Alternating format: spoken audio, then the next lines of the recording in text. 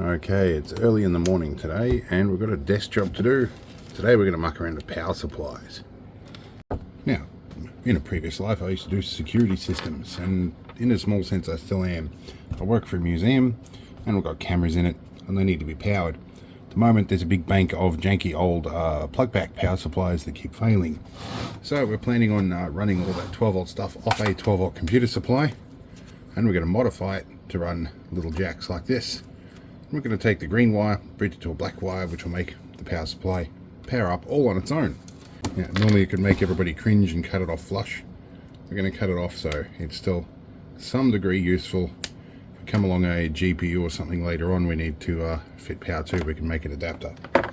Alright, chop our zip tie off. And we'll find our automatic strippers, get a pair of strippers in here. And obviously black is negative and yellow is 12 volt. One thing I like to do beforehand is to take the sheaths off all of these, find an associated black and yellow and shove them through first before I start stripping wires off. And that makes life a lot easier. Right, we've got our connectors put on, get our strippers here, and we'll strip wire.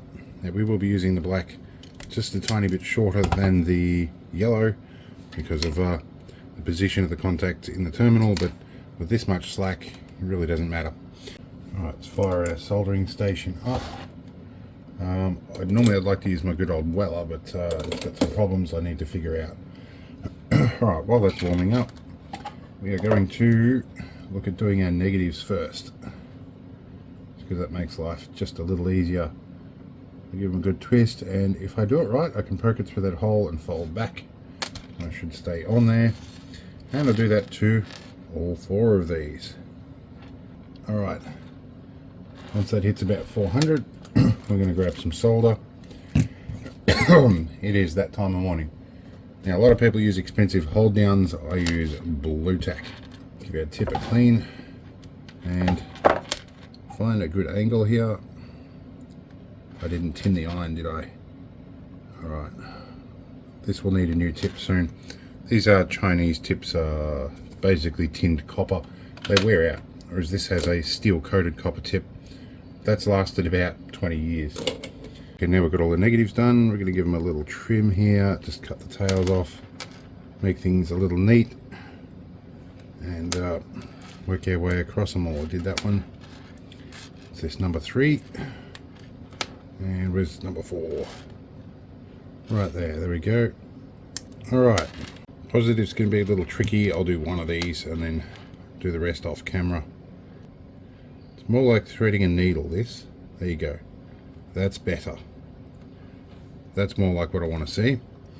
Now we've got that in here. We'll change our camera zoom just a little bit. We'll come in, let's say 3 times. Here we go. It is early in the morning. I haven't had my cuppa, so I'm a bit crusty in the voice, that is. There we go.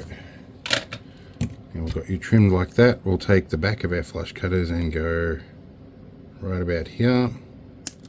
There we go. Okay, so when things are done properly, because I had to swap that wire over, you can drop in here and do your shroud up. Have a finished plug. Right, now we have 4 power connectors. That should spread the load out a bit. Now we need to take the green wire here and bridge it to any black.